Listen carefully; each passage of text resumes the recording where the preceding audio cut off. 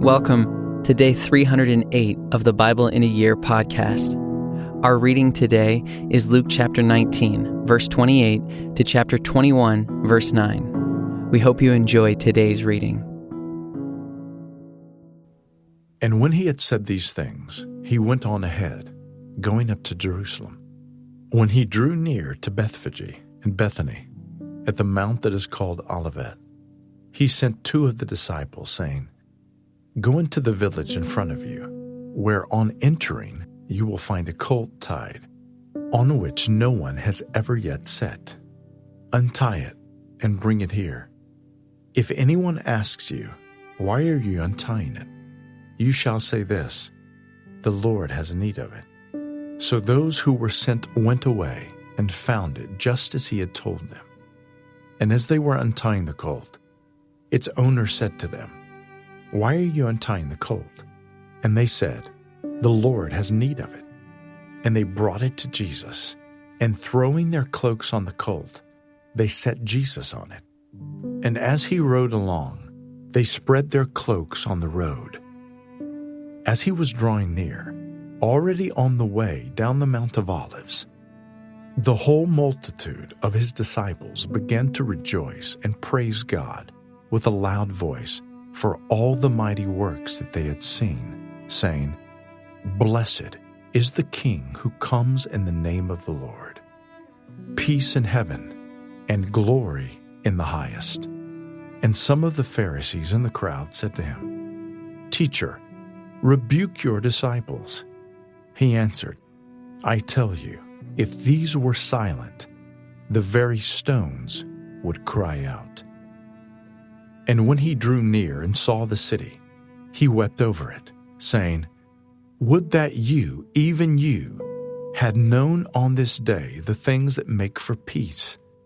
But now they are hidden from your eyes. For the days will come upon you when your enemies will set up a barricade around you and surround you and hem you in on every side and tear you down to the ground, you and your children within you. And they will not leave one stone upon another in you, because you did not know the time of your visitation. And he entered the temple and began to drive out those who sold, saying to them, It is written, My house shall be a house of prayer, but you have made it a den of robbers. And he was teaching daily in the temple.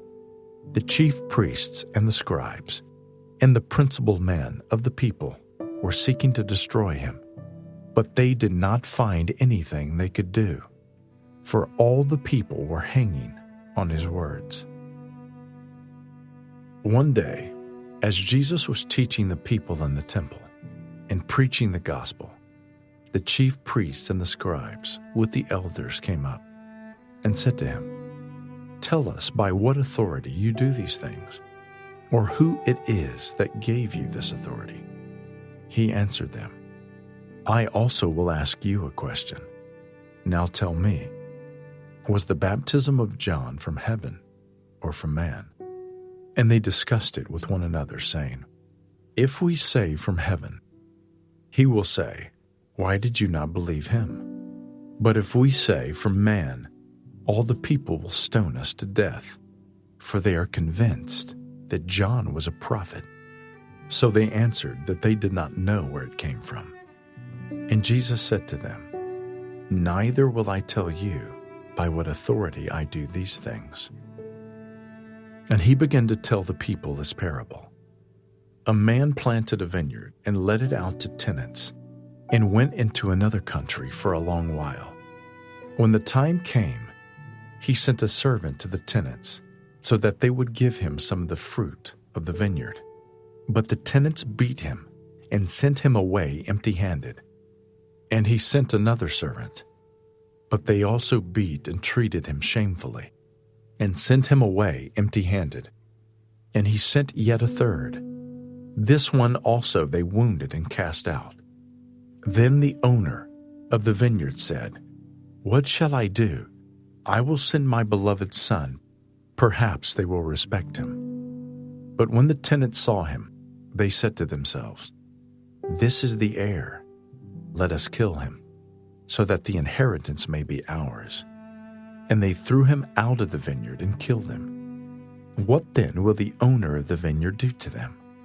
He will come and destroy those tenants and give the vineyard to others. When they heard this, they said, "Surely not." But he looked directly at them and said, "What then is this that is written? The stone that the builders rejected has become the cornerstone. Everyone who falls on that stone will be broken to pieces, and when it falls on anyone, it will crush him." The scribes and the chief priests sought to lay hands on him at that very hour, for they perceived that he had told this parable against them. But they feared the people. So they watched him and sent spies who pretended to be sincere, that they might catch him in something he said, so as to deliver him up to the authority and jurisdiction of the governor. So they asked him, "Teacher, we know that you speak and teach rightly and show no partiality, but truly teach the way of God. Is it lawful for us to give tribute to Caesar or not?" But he perceived their craftiness and said to them, "Show me a denarius. Whose likeness and inscription does it have?" They said, "Caesar's." He said to them, "Then render to Caesar the things that are Caesar's, and to God the things that are God's." And they were not able in the presence of the people to catch him in what he said, but marveling at his answer, they became silent. There came to him some Sadducees, those who deny that there is a resurrection, and they asked him a question, saying, "Teacher, Moses wrote for us that if a man's brother dies, having a wife but no children, the man must take the widow and raise up offspring for his brother. Now there were 7 brothers. The first took a wife and died without children, and the second and the third took her, and likewise all 7 left no children and died. Afterward, the woman also died. In the resurrection, therefore, whose wife will the woman be? For the 7 had her as wife."